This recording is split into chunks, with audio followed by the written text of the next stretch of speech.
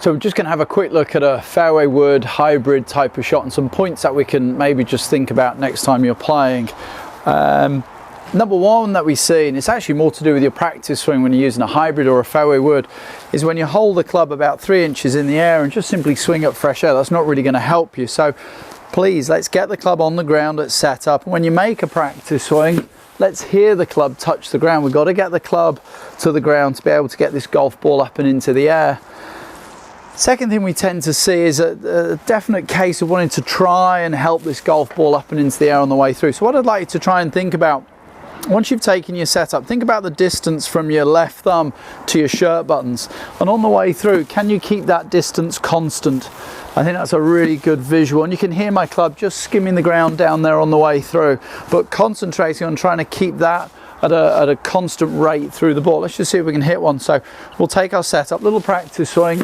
Let's get the club down to the ground so I can feel like we're going to hit something down there, and then concentrate on just keeping that space, that width through the swing. That came off lovely. Just skim the ground at the bottom, hit that really nicely. So just thinking about that space, that distance between the hands and the shirt buttons on the way through.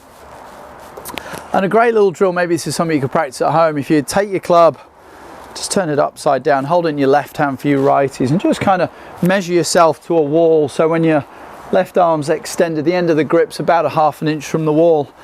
And then from here, just swing through, keep that left hand on. Now put the right hand on, and to get the right hand on there, it's going to feel like quite a stretch.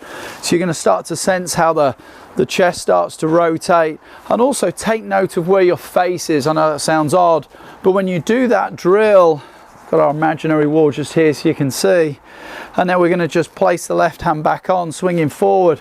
When I do this, inevitably, look where I'm facing, I'm following the flight of the ball. There's no look at me trying to keep my head down. The more the head stays down, the harder it is to get that right hand across. So let your eyes follow the golf ball in its entirety, in its whole journey, keeping that extension again there through the ball. So 3 points. Practice swing where we're going to touch the ground.